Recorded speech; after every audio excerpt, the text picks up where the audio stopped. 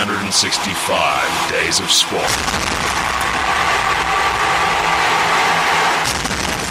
Yes, that's right. It's time for another edition of 365 Days of Sport, that radio show that talks about sport sometimes that you cannot afford to miss. It's a variety show, isn't it? It is a variety show. We want to involve all types of people, and it's a wide audience because that makes more money in the long run, I think. Well, let's hope so. And who are you again? Seeing as I didn't introduce you last week. You know, you just keep skipping me out as I'm not important. My name's Rob Bryce, sports musician extraordinaire. Sports? Is that a new title? I'm starting to think I'm the key component of talent in the show, actually. Would you agree that's with not that? surprising at all. Not surprising at all. I mean, it's my own criticism, of course, but I like to critique myself, as do you, actually. You seem to like every single thing that we do. Really? Well, Well, very positive. It's so good. Yeah, well, that's a great way to be. I try not to get down on myself. Moving forward, I mean, we're going into radio in 5 months' time. I hope we're good. Apparently, we're pretty good. If we practice this for 5 months, we should be bloody good, really. It's just if we run out of material, that's our problem. That is a problem. How's what's happening in the life of Beefy this week? Any major news? Anything? I played bubble soccer on Saturday. What the hell's that? That's when you dress up in a big inflatable ball and smash people around. Oh, where you're inside the ball? Yeah. Okay. It's a sweat fest. Yeah, I can imagine. Oh my! Well, it doesn't take much for you. I mean, no. Yeah, you'll start sweating in about 3 minutes. I have to wear the ball. Oh my God, it's hot in there. Yeah. Well, I recently had one of those big global sumo contests at a friend of mine's birthday party. It was pretty feral. I did 3 bouts and then I just said, no, I'm done. See ya. Yeah. Were you to the Bears. King of the dress-up sumo? I won. But it wasn't convincing. I think, actually, no, it was 5 bouts. I won 3-2. My friend does have a not entirely functioning arm, though, so I was sort of taking advantage of that a little bit. But then we both got drunk. My arm didn't work later anyway. There you go. Yeah. Well, how about this? Talking of sports news, this is a week where a third division soccer match in Spain descended into chaos when Casarano were forced to wear white T-shirts with drawn-on numbers. Jerez were the home team, whose kit is green and black stripes. Casarano's away kit is black. So the referee deemed they couldn't wear that, but they brought their home strip with them as well, which is green. So somebody went out and bought 15 white T-shirts and a marker pen. Well, third division speaks for itself. Well, this is fully professional, though. They're getting paid good money? They're getting, money. How did the numbers look on the marking? If you've seen the photos, it's awful. It's like you've given it to a kindergarten. Not a professional font. No font. And they had to write their names on the shirt as well, so a number and their names as well. I think they've done pretty good. A bit of improvisation. It's needed at all levels. Oh, they had to get it done, otherwise they would have forfeited the game, but they went on to win 3-1 anyway. Well, that's all that counts. And in style. Now, you can just go out to any Kmart or Big W and buy Casarano's third chain strip. Yes. And just draw it on yourself.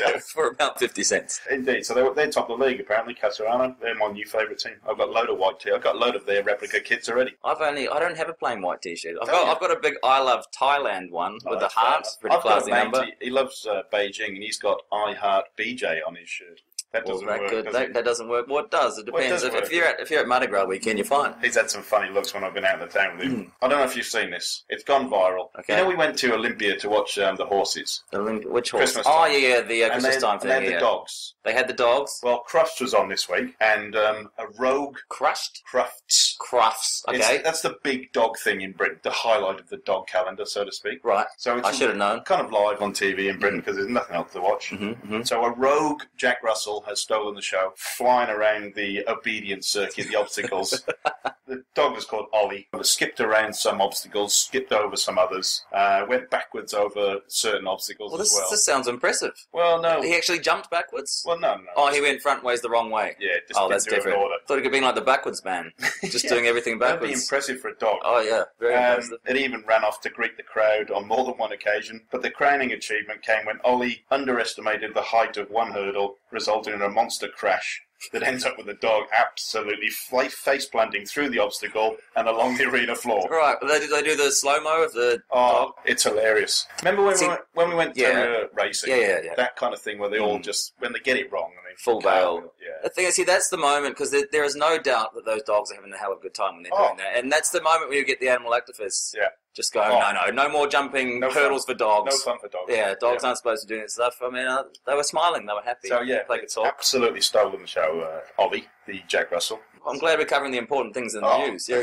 Viral videos. Now, friend of the show, Yes. Ronnie O'Sullivan. Oh, yes, big Ronnie. 5-time world snooker champion. Yep. Ronnie has decided now, after being grilled in one interview not that long ago, he has now decided he is just going to coast his way through. Cut it short. Yeah, not give anything just away. Just pure efficiency. You could call it pure efficiency. Yeah. So this was in a tournament in Wales, of all places, when he's just lost to Judd Trump. Okay. But this is the interview. How frustrating was it after you came back so well with that century break to lose out to Judd? Very. What did you make of your own performance? Decent. Judd, in fairness, seemed to pot a lot of balls from distance. What did you make of his performance? Usual. I mean, he's a pretty talented player, isn't he? Very. He's been informed this season. Totally. So, how do you reflect on the match as a whole? Don't know really. I mean, you seem to take a while to get going. Maybe. Baby, there's got to be one that saves me, and after all, you're my wonderwall. Do you know my lyrics? Is it good? So, how do you look back at the tournament and what you've done here? Try not to. So, onto the China Open. What are your thoughts looking ahead to that, and looking a bit further ahead, of course, to the World Championship? Looking forward to it. Sounds like it. Well, So, very, very good. That's brilliant for Ronnie. And Well, there's a couple of things I want to say about that. Okay. I mean, he asked the exact same questions you ask every single sportsman in the world ever. How's preparation going? How did that go? What's going on next? So he's got every right to just want to get out of there. So I understand that point of view. However, he was a little harsh, perhaps, on the little bit, but who actually started? He started singing Oasis. yeah, then? he did. Yeah. Okay. When he answered that question, maybe he decided to add a bit on. Well, that's the point where if I was the interviewer, I would ask him stuff like what's for lunch? Yeah. How's your mum and The dad? interviewer should have known from there. Yeah. Just do not ask snooker questions. Yeah, do something else. Yeah. But apparently, it was a follow-up interview that Ronnie did with ITV. His first answer was, "I just think my waistcoat is feeling a little bit tight. I just think I've been eating too much food and have put a bit of weight on around the midriff. I'm going to have to go and speak to the nutritionist and try and get him to start sorting my diet out. Because this waistcoat was feeling a little bit tight and under pressure. Kind of gets a little bit discomfort. Going to have to go down the tailor's and see if I can get this waistcoat sorted out, and then hopefully I can get a bit more room for the next tournament. Maybe I'm not getting enough vegetables in my diet." I recall him talking a lot about his fitness and his running and stuff like that. So I find, he's had enough. It's just, I'm going to say anything. So that's it. That's Beefy's Week in Sport. And, Ronnie, it's a great lad. We had a great chat with Ronnie. He was much more open with us, I think. Oh, he was. Yeah. I imagine if me and you were doing the interview, we'd have been all over it. Yeah, just so affable. I love the way as well the guy said, it's the China Open next. And I'm just thinking, he's not getting on the plane. He is not getting on that plane. Far too far from to go. Right, well, very good. Well, speaking of people who like to do a bit of exercise, we've got two young lads here, two very special guests, one of which I'm sort of a little too close with nowadays. He makes up part of the rhythm section with myself and the Mike Noga band. He's also part owner of Melba's Food Hall, the greatest coffee in Melbourne and Brunswick. Ladies and gentlemen, Mr. Jordan Garuccio. Thank you very much for the plug. Hey, no problem at all. And here we are on to our right here, former lead guitarist from the Fearless Vampire Killers, a man who helped me out with a few free tunes along our trip. Mr. Al Marx, ladies and gentlemen. Yes. Now, lads, we're here to talk about Brazilian Jiu Jitsu. Now, Al, you've been at it for about 2-3 years. You've been at it? For nearly 3 years now. Yeah. Well, see, I was quite surprised. I got in touch with you when we were away on our trip. And I needed some tunes, and I asked what you're up to, and you asked me if you've been to see Brazilian Jiu Jitsu yet, and I said, well, we've actually just been to a tournament in San Jose, and you just went on this passionate rant, took up a fair chunk of my messenger box about how much you loved it, and I was quite surprised, because last time I saw you before that, I'd stayed the night at your place when my brother and sister-in-law had a bit of a dispute and they needed me out of the house for the night, so I stayed at your place. And when I turned up to your house, there's a lot of bongs floating around, and there was the dishes hadn't been done for quite some time, and I was sort of like, Christ, and he's gotten into Brazilian Jiu Jitsu now. It's just quite a turnaround.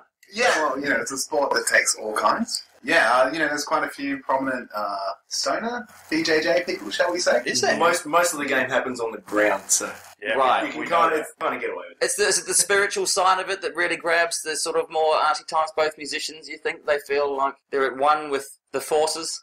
It might be that, it's... The answer's no. It's look, you can technically compete by lying there. Mm. Yeah, we saw that, didn't we? We Yeah. actually, Yeah. the guy that won the tournament in San Jose, he literally, Sat on the floor the whole can time. I say literally in that instance? That actually does. Because it actually That happened. is literally. This guy just sat on the floor and let people attack him and try and fend them off that way. So we do know that from experience that you can win the tournament by absolutely sit on your ass. Is that a particular type of technique? You can just wait to pull guard. It's a little controversial at the moment because because it did technically evolve from Japanese Jiu Jitsu and Judo, where throwing and stand up is a big part of it. But you can win by sitting on your ass and waiting for people to come to you. That's also goes into the history of the sport because the guy who adapted the sport from the Japanese Jiu Jitsu, he was actually quite a weak opponent compared to his other opponents. Right. And so he figured out that the best way to sort of beat them was to lie on his back and just kind of attack them from there. Okay. That kind of became The best part form of of his- attack is defence, so they say. Sometimes. What's been your best strategy thus far? Because you're only a few months in, aren't you, Jordan? I'm 2 to 3 months in. Right, so very much a I'm on beginner. my 3rd month, and Okay. my plan of attack is I have no plan of attack. I just have to stop myself from getting smashed. Oh, okay. Not that just the random So I do a- throw moves from anyone. No, I'm starting to get a little bit of control over what I do. So we see a lot of the MMA guys are from obviously Brazilian Jiu-Jitsu. No, Brazilian Exactly. Jiu-Jitsu. So is that the Just kind call of it BJJ. Beijing? No. So the idea is this for you guys to actually progress to mixed martial arts, possibly, or Well, you definitely could do, and a lot of people do go from BJJ to MMA. a lot of TLAs happening here. I'm not too convinced. 3-letter TLAs? acronyms. Oh, right. Yeah, Yeah. sure. MIA, Yeah, that. KIA. Doesn't matter. We're back to the interview. Irrelevant. Because who Jordan was talking about before, Helio Gracie. It became popularized through the Gracie family. Okay. Moved to America, and essentially they started one of them, Horian, who also did the choreography for the fighting in Lethal Weapon. Oh, awesome. Yeah. Ooh. And Hello. He gets beaten up by Rene Russo in Lethal Weapon 3. Oh, I recall that scene. Yes. In the purple shirt, big Brazilian. Yeah, she's pregnant at the time, actually. And she's got her in a grasp, Yeah. and Mel Gibson goes, "You're not going to stamp for that, are you, honey?" Yeah. And she stamps on his foot and takes him down like that. Roundhouse kicks with a big pregnant belly. Wow. It is not real, of course. That's Horian, current head of IBJJF, Whoa. which is the International Brazilian Jiu-Jitsu Federation. Right. Also started with a number of other people UFC, and their idea with the original UFCs, which were round-robin competitions, was that they would send, there was the Gracie sons of Helio at that point, and they sent their smallest competitor, which was Hoist. Hoist. Gracie. What you need to know is that every son's name starts with an R, and it's pronounced H. It's quite... So Yeah. Roger is Yeah. Roger. Ralph is Ah. Health Gracie. Hoist. Yeah. Why is that? Enzo. Why is it? It's Brazilian Portuguese. Okay. It's just the way that they speak. In those early days when you're first learning, I would feel somewhat inclined to want to just go crazy and punch stuff. How do you You'll restrain get yourself? smashed. You'll just get walloped. Yeah. So basically, as a beginner, and I'm in that situation, so I'm going through this right now, is that as a beginner, everybody that you compete or fight against or train with is better than you. So you're always going to try and go too hard. And so what you actually do, and that's why a lot of people don't last more than a month or two, and that's the hardest part, is going past those sort of first 6 weeks or so. Because you're just getting smashed the whole time, and it brings you down a little bit morally and whatnot. Because you think, you're like, I have no idea what I'm doing. These guys, they've obviously been doing it for ages, and they're just killing me. How am I ever going to learn? Yeah. You go past that 6 weeks, it just kind of starts to click a little bit, and you start to kind of just do one or two things that are good. And you kind of loosen up a little bit. Everyone's always telling me, for example, I just got to relax. Yeah. Stop being so tight. You're just pissing everybody off. They just and that's what happens. I just get killed.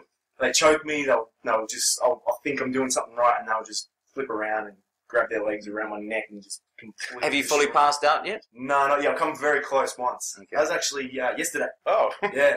I wasn't talking about last Saturday night. No. Well, talking about passing out. Passing out. Is it time for our favourite segment? I think it Everyone's is. favourite Oh, segment? The All right. favourite My segment. favourite segment. Greatest sporting vendors,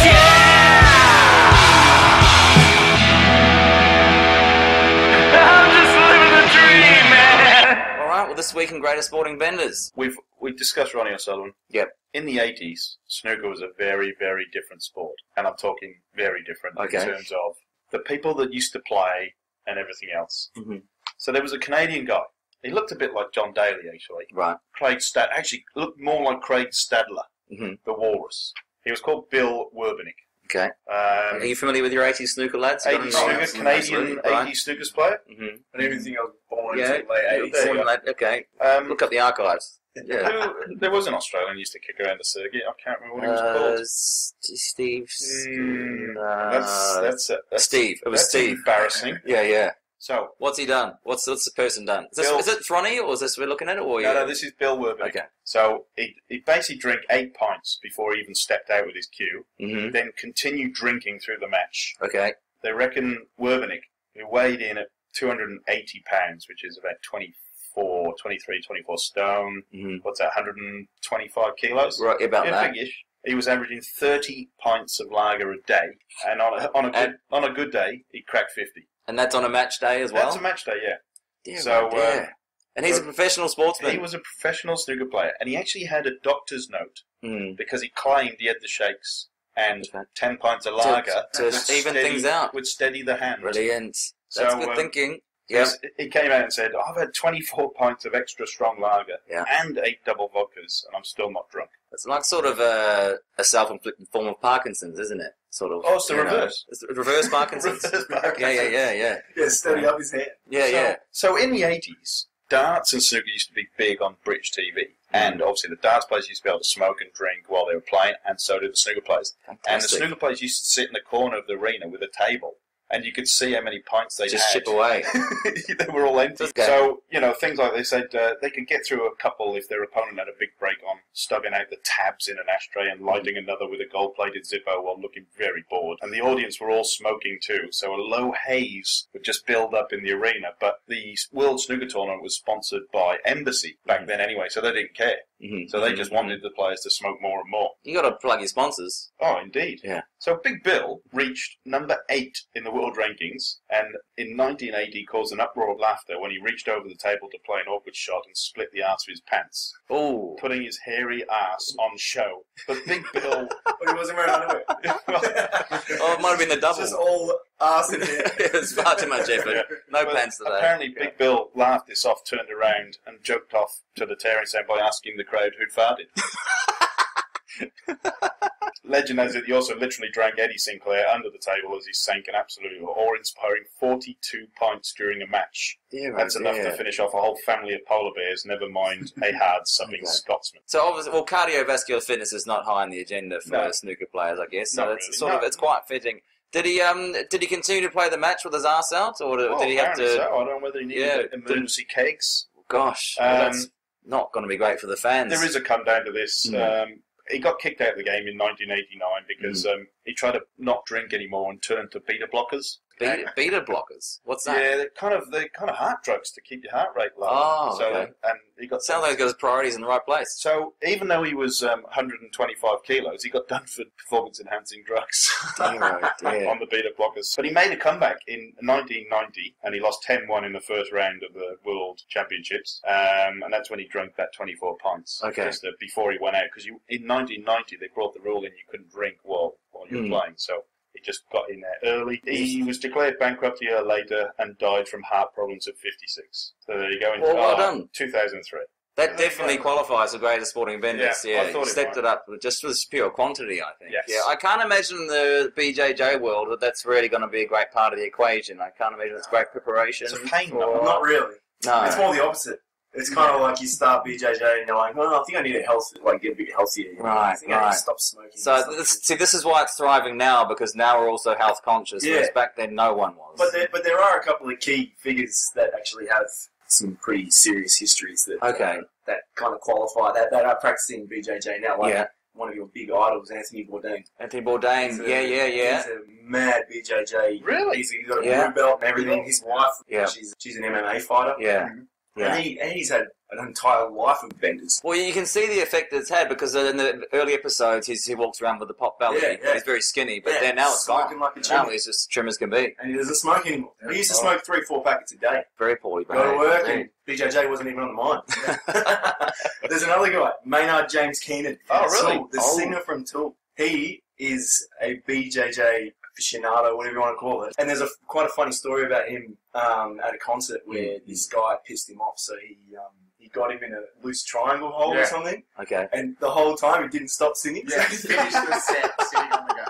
That's a man. That's a determined man. Brilliant. Well, I've gone down the baseball road this week. Really? I've come across a lad by the name of Doc Alice. And the title of the article is Doc Alice and the LSD No-Hitter. Now, this is back in 1970. He's a baseball player, renowned for being a bit of a loose cannon. He thought he had a day off from playing. And he flew into Los Angeles to stay with his mate. And he was at his mate's girlfriend's place. And at the airport, when he arrived at LAX, he dropped a tab of acid. And so he straight away, within, an hour or so, he's in another planet. And completely hallucinating, falls asleep at his mate's girlfriend's place. Gets woken up a few hours later. He thought it was the next day already. And the girlfriend comes over and goes, "Hey, you know what, Doc? You better be able to wake up." And he goes, "Oh, yeah, why's that? Check out this paper. Starting pitcher for today's Pirates v. Padres game. It's you, sucker!"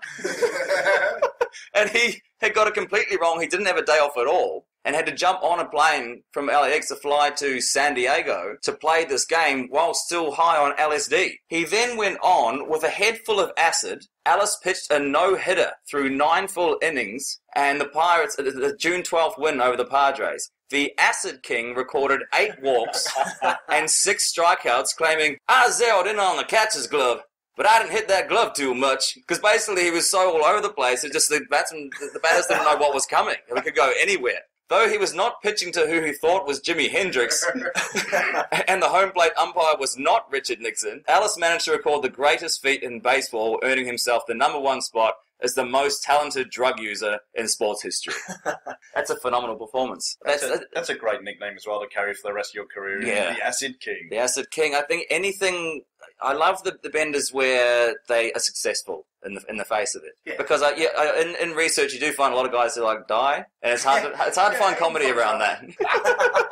Well, that's great at sporting benders for this week. All right, it's worst song in the world time. Are we up to that already? Yeah. So he played the first song that came to his head. It just so happened to be, it was the worst song in the world. It was the worst song in the world. Listen to the song and it's clear you're a monk, because the words don't fit and the song is shit. You're a talentless kid. You suck! Right, worst song in the world. Worst song in the world. Jingle's growing on me. So worst song in the world is essentially the emergence of sports and music. Yeah. Artists that have disgraced themselves. Yep. What have you got lined up for us this week, the Beef Man? I found this absolute howler of a track. By the Calgary Flames. Should I just get straight into it? Just get straight into it. Right. I just don't think we can last too long, actually. Okay, well, I think it runs 4 minutes by the way. We're not going to listen to all that. As soon as we get to the chorus, I think you'll understand how bad it is. There's a bit of a crowd noise build up here. What's going on? The Calgary Flames, is it? Yeah, ice hockey. Ice hockey.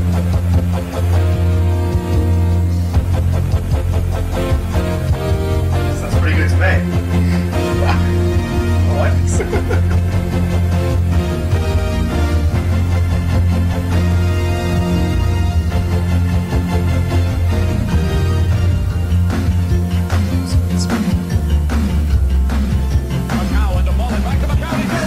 Bit of commentary over the thing there, yeah? I think it was one of them juicy montages. Right. Quite bassy. A little bit.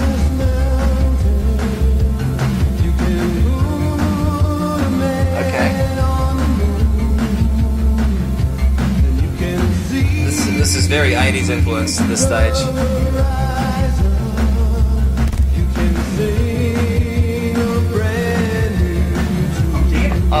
Jordan's digging it. I'm digging it. A lot.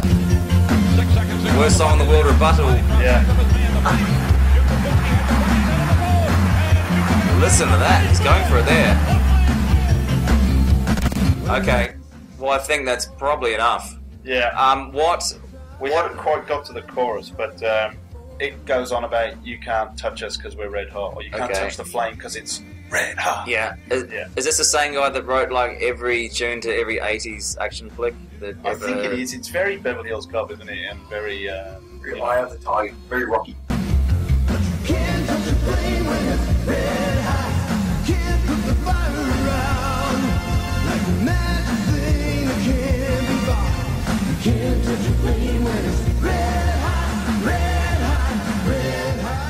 2-year-old they're tiger, isn't Oh, it? yeah. It's just very. The video is all the players playing. It's very montagey. Faking the instruments and things. There's some great montages over the years, though, from the 80s. Scarface is one of my favourites. Pushing to the Limit. South Park brought that one back, didn't they? South Park did. Yeah, they did a version. They really brought that back to the masses. Yeah, okay. Did you have a lyric breakdown there for us, Beefy, in regard to that? The main lyric is because you can't touch a flame when it's red hot. That's it. That's it? That's kind of it. See, the thing is, how's the crowd supposed to sort of sing along to that? It doesn't really... Well, this is the idea. And you've just heard that kind of, that 1 minute grab of the tune. Yeah. Apart from the chorus, it's like that all the way through. Right. It's not exactly awe-inspiring. Doesn't do it for you. It doesn't do it for me. Yeah. It's like that, who is that? Can't touch the flame because it's red hot. Red hot indeed. Well, thank you for that, Beefy. That's really worked out well for us. I've got a bit of a special this week. AFL versus NRL Grand Final Performances. And the question I'm posing as I present this is it better to turn up and perform very poorly, or is it better to turn up and not actually end up performing at all? What's going to work out worse on your career? So I'm going to kick this off first with the NRL Grand Final 2002, Mr. Billy Idol, as he came on. He enters the stadium in a hovercraft.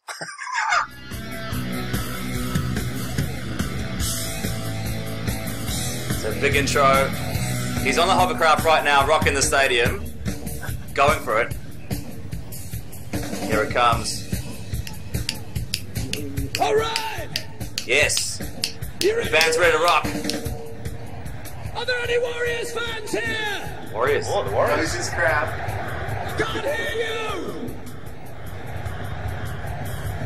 Are there any Roosters fans here? Assuming there's not. It's just building up. Let's rock! Yep. And, they're cut out. What's happened there? Oh, where's the band gone? Just a drum. Drums still going. Billy's on stage. Drummer's just banging away. I love my buddy! There he is. Drummer's still Here it going. comes. Cram's banging away. There he goes. He's killing some time now. What's he going to come up with next? Just wait for some power! And that's it. Yeah. Right. Listen to this. Boo. Boos. Okay, so Billy Idol not having the best of nights on Grand Final night. He's having that as another moment. So that's it. That's as far as it got. Live TV didn't work out. Oh, guy, he was so excited. Well, the hovercraft entrance set up for a phenomenal performance, and he really just did not deliver at all. So, of course, the one I would like to rival this with or challenge it with is a chap by the name of Meatloaf. Now, there's quite a bit of build-up to this performance from Meatloaf. A lot of anticipation. There's a full MCG crowd of 100,000 for a great AFL Grand Final day. And he got a great big intro here. His Bat Out of Hell album has sold over 43 million copies and is the #1 selling intro, international motorbikes. album in Australia. He's gone on to sell over 100 million records worldwide. Please welcome to the stage legendary Grammy Award winner Meatloaf. So the band's rocking straight away. The band's sounding great. Blood pumping! Yep, that works. Listen to them go, the double kick. Hard beating! Love it. Just builds up and builds up. Yes. So at this point, he's going for it. It's all right. I think we're going. The Loaf's doing all right. He's a bit older. He's a bit chubby, but he's doing his best. Very rock and roll. Now that doesn't sound quite right. That's the first one where you start wondering, is this right? I don't think that it is.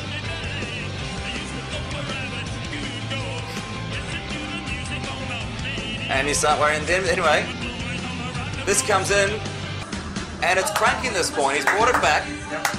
The whole band's into it, backing vocalists. He's going to kick some ass. The whole crowd now. Must have been while you were kissing. So he's brought it back at this point, and we think it's going to be a good performance from the Loaf. But unfortunately, there wasn't anywhere he could hide when this came in. Sooner or later, you'll be screwing around. I want to do it. Oh, I want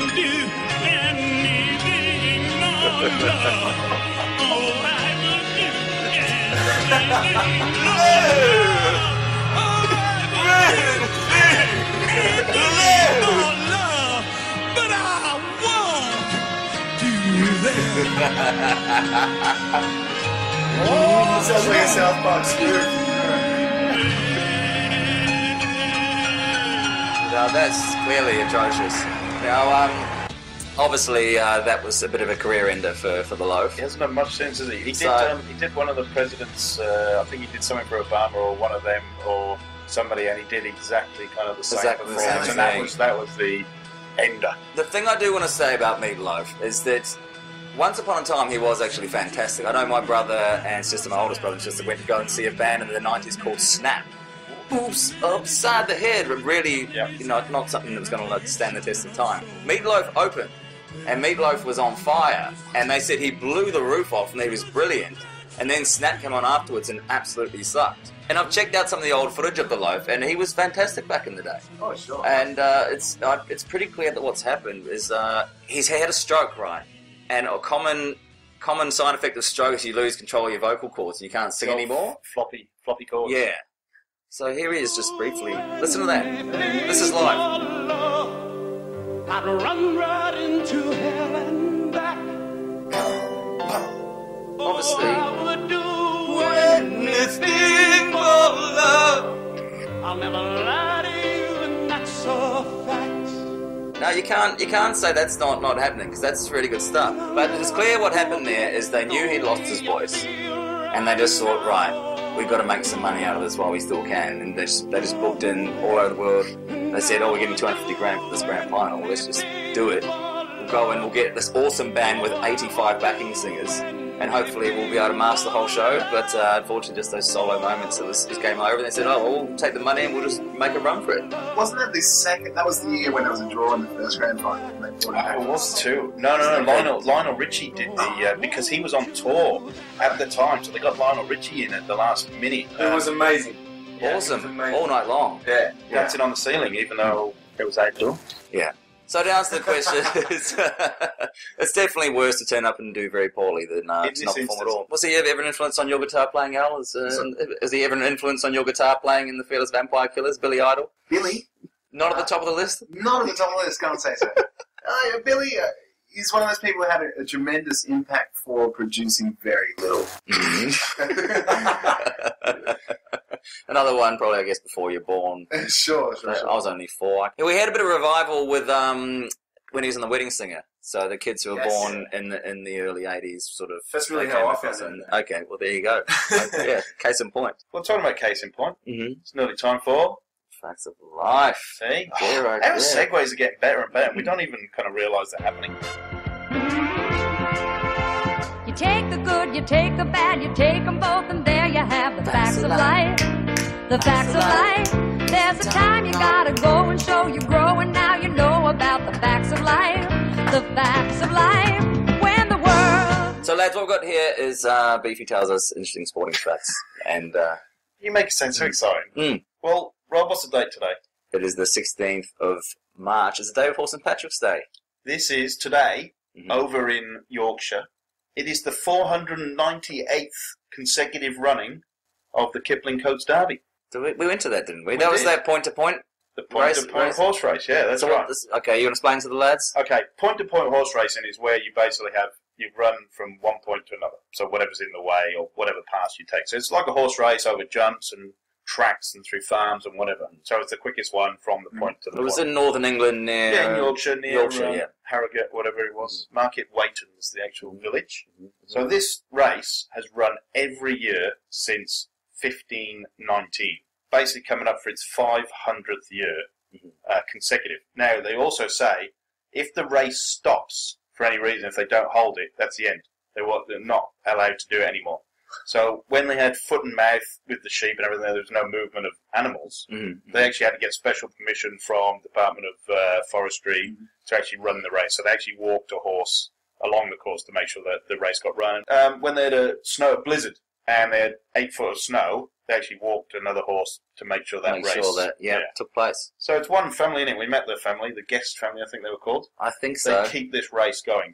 And there was, there's a bookie on the end who raises the money, and essentially, it's what, 300 years older than 300 Australia? years old. I like the fact there's gambling involved. Has it adapted, or have they just been medieval gear like the? No, they just look like horse riders, really. You know, they're quite big horses. Yeah, they are. recall. Because the race itself is 9 miles. Mm-hmm. Yeah, it's not like just through the country. Yeah. How many different routes are there? Well, I think the way this is set out, I think there's really the one nowadays. I think originally, when point-to-point racing, it was the quickest. Yeah. So if you could jump over fences and wits about and go through creeks and stuff, you could do that. But nowadays, I think it's a bit more safe. Yeah. So that's it. Kipling Coast Derby. It's always the day before the Cheltenham Gold Cup. I do just like the fact that there's a bookie there and there's gambling involved. Are you a big gambler, Al? You've been... Not at all. Not at all? More luck. I love gambling. Yeah. Especially the only time when I do it, which is with you. Yeah, of course. And you give me all the wrong. Yes. Don't listen to Rob. Mate, how about the AFL Grand Final? The Doggies, Western Bulldogs versus... I won $30, you won... I won 250. You won 60, but you put 40 down, I think, so, it wasn't a huge profit. I think I probably kept the winnings. Hey, but we won. We did. You did win. That's the end game, isn't it? Yeah, it was the great Jordan Garuccio chime on the end of the season. Dogs. Yeah. I've been a Doggies supporter for 2 years. Oh, nice. Some might say I'm on the bandwagon. Yeah. No, Al's right into his motor racing. So he saw our Ricardo interview and was very, very impressed. You'll need to quiz him sometime on his depth of knowledge. Were you upset when John Surtees died last week? I was a bit, because he was not the most recognised champion. No, because he was also a 6-time motorbike champion. Yeah, kind of. 4-time in the top class, but back in those days, you could ride 350s as well as 500. So in effect, he was 7-time world bikes champion, and then he moved to Formula 1, and then he won the world. Well, that's pretty impressive. Yeah, Formula 1 championship as well. He's the only one that won both. Won both, yeah. Because there was Mike Hawthorne, but he won the motorbike world championship. He never won. Yeah, Formula 1. There's a bit of sports chat there. He knows it. Yeah, proper sports chat. Yeah. Now, so where are we at in the jiu-jitsu? So you've competed, haven't you, Al? Mm-hmm. Yeah. How did you find the competition? The competition's great because in the gym you're always you never go 100% because basically the next day you have to go with that person again. Right. Holding a grudge. Yeah. And then in competitions you can go that extra 10%. Mm-hmm. More than anything, I'm never going to compete at the top level, but it's good to know. You're very close to blue belt. And that will be another however many years. Yeah. Oh, can you not compete at white belt? Oh, no, you can. It's just, I will be, when I go up to blue belt, I'll be at the bottom. Well, you're saying at the white belt level, that's most common to see people passing out and not getting knocked out. Is that because no one really knows what they're doing properly? Yeah, I guess so. I went to Maybe they don't know how to tap out. Like in the gym, I've never seen one person actually pass out, despite how many people would if they didn't tap. You expect to see it. But I went to a specialised white belt competition a few months ago, and left and right, people were going down. It was amazing. Really? Yeah, I've never seen it before. What was the level we saw in San Jose? Oh, that was a world ranking tournament. That was a world ranking tournament, yeah. There was people who had come from Brazil to... wasn't it? No, it was January. It was just before the Super Bowl, yeah. It was, but people had come from Brazil to compete, as I recall. I think the guy that won, he was from the kind of the San Diego, Mexico border. Right. And he was using that tournament as a warm-up for the Pan Pacifics or Pan Americans. That's the big one. Which is starting tomorrow. There you go. So my coach actually is there. He's competing on Saturday. We couldn't work out how this guy won because explain this technique where he's sitting on the floor. Yeah, but the other guy got disqualified for actually being too aggressive or along those lines. Now, like I said, we didn't really understand what was going on. Yeah, there's certain things that you can't do. We'd have to check the video. Might have your fingers in the wrong spot or something. Which is pretty rare. What do you mean finger in the wrong spot? You can't put your fingers in do a inside the sleeves or inside the pant leg because it's an illegal. Unfortunately, I also went straight for Hopawati. Yeah. Well, I think you could auto check for a while, which is a term for you know what? Dipstick. Yeah, absolutely. That's disgraceful. Is that a certified move? Not in BJ. I'm pretty sure in wrestling it's still absolutely. In WWE.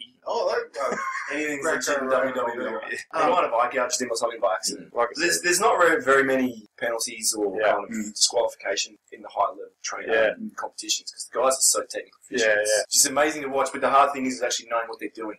Yeah. So when I was you start watching this, when you get interested in YouTube this, YouTube that, I have no idea what's going on. Mm-hmm. But once you kind of start learning moves and techniques, and you start watching what these guys are doing and you figure it out, it's pretty impressive. Yeah. Because it's hard, really hard to actually pull off a move. And there's a lot of resistance from the other guy. Yeah. It's usually like 80 to 100 kilograms of weight just put on you. And Jordan, you're planning to compete in time, I understand. Oh, I'm definitely hoping to compete. This is I've only been doing it for 3 months, so I'm kind of just starting to learn the ropes, and I'm still getting my ass kicked, but it's quite fun now because I'm getting my ass kicked less. Right.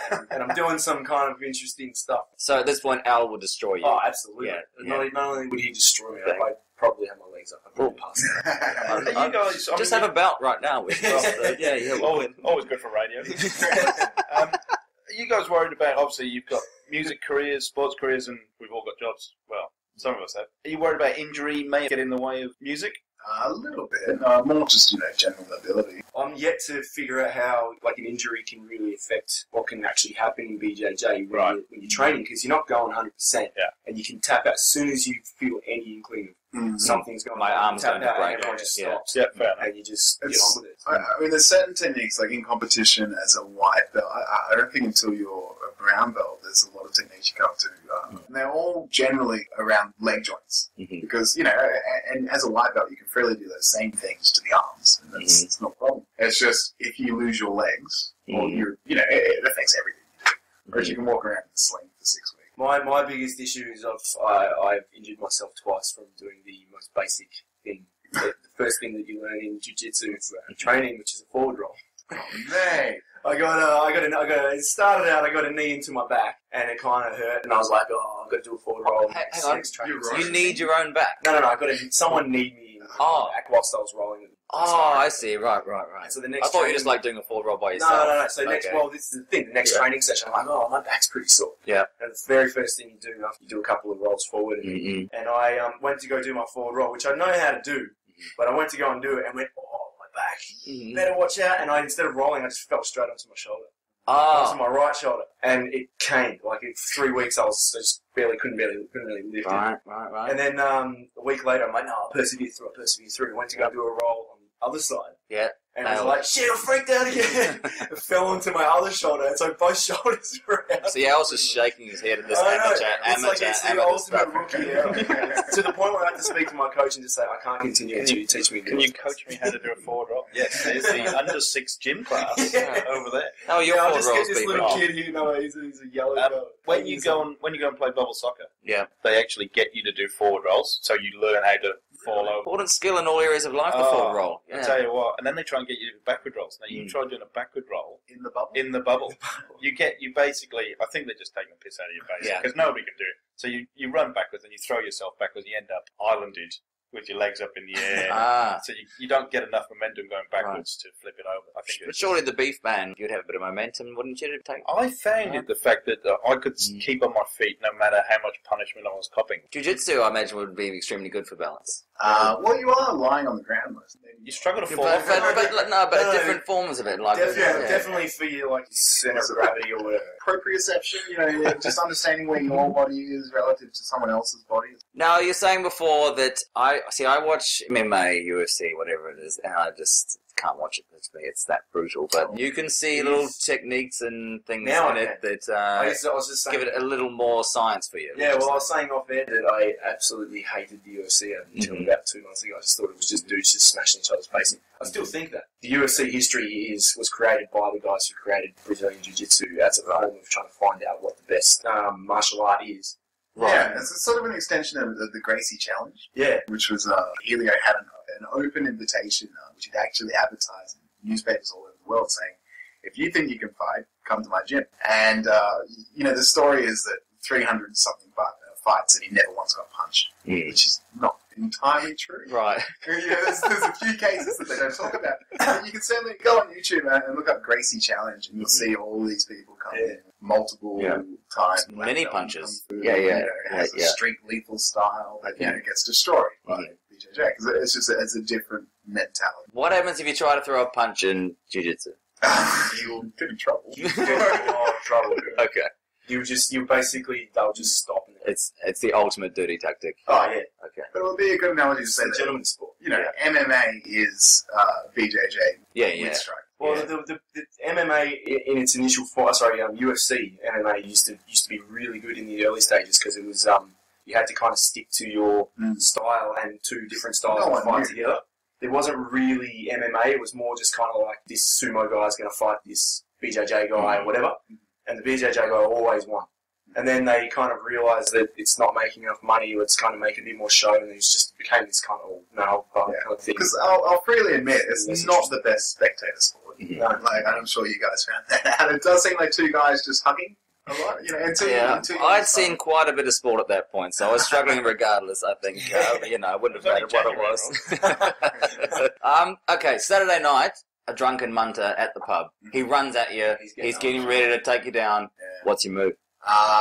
You would try and duck the punch, which is pretty easy. And then you sit on the floor and wait for someone to come out. Finish the best move. Well, you're right that those sort of discussions are the Saturday night drunk discussions. Yeah, that's what we're here for. I tell you what I would do, and this is the thing that I'm learning at the moment, is it's called pulling him into your guard. So I would basically just get on my back, I'd fall, grab his collar and his arm, and just pull him with me, wrap my legs around his waist, which would be easy if the guy was drunk, he didn't know what he was doing, and I just 2 months into it, I'd probably be able to do something. But as an experienced guy, I would just get him in a choke and just pass out in 6 seconds. Bar fight, you do have, it's going to be 6 seconds regardless, because everyone else is going to jump in. So that's actually a really fair strategy, is to just hold them close. I think it's the adrenaline dump that you would deal really well with. Being a BJJ competitor in the real world fighting situation, what have you, you're used to dealing with that confrontation, which you just don't get day to day. And if the guy did throw a punch at you, you'd kind of know sort of. It's good having a little bit of safety if you're not an experienced thug. You've now got some sort of fallback. Basically, if the guy just completely stuffs up his moves and you're like pretty sober enough to deal with it, you can kick his ass. Okay. And you think like how you would fight a bar fight as a layman is you just throw your fist at him, and then BJJ deals with that distance. And that's the thing, you wouldn't hurt the guy either, which would be awesome. You just immobilise him until somebody came and so they can. So when's next training? Tomorrow. Every day, man. Every day. Oh, I take Sunday off. I have to wish my coach the best of luck because he's competing tomorrow. Okay. And on Saturday. And his name is? His name is Alexander Santos. From Singapore Lister in North Melbourne, and he's third degree. Is it at the Arnold Classic? No, this is in America. He's at the Pan Ams in California. There you go. So I wish him all the best. We do. We had Francis Harrison on last week. His under-14 team, Geelong Supercats 42, Altona 43. Lost 5 points. So the 365 Days of Sport, Geelong Supercats under-14s. Well, is he not got an attractive enough girl to motivate the team or something? What's going on? Well, what I'm going to work out is if they keep losing, then we bring in the motivator. Right. There's no point in motivating if they keep winning. It's just like sort of dangling a steak in front of a pit bull terrier kind of thing. Like, exactly. How does that? Well, that's what you want, isn't it? You need to turn the fortunes around. You need to give him a bit of a taste. But if the fortunes aren't, need to be turned around, so we'll just wait. Keep losing, and we'll bring out the big guns. Okay. Well, we'll keep an eye on them. We'll keep posted on how their progress is. We'll keep you posted week by week. Alan Jordan, thank you very much for your time. Pleasure to see you. We'll see you again very soon, and good luck with jiu-jitsu. And that's 365 Days of Sport. It has been 365 days.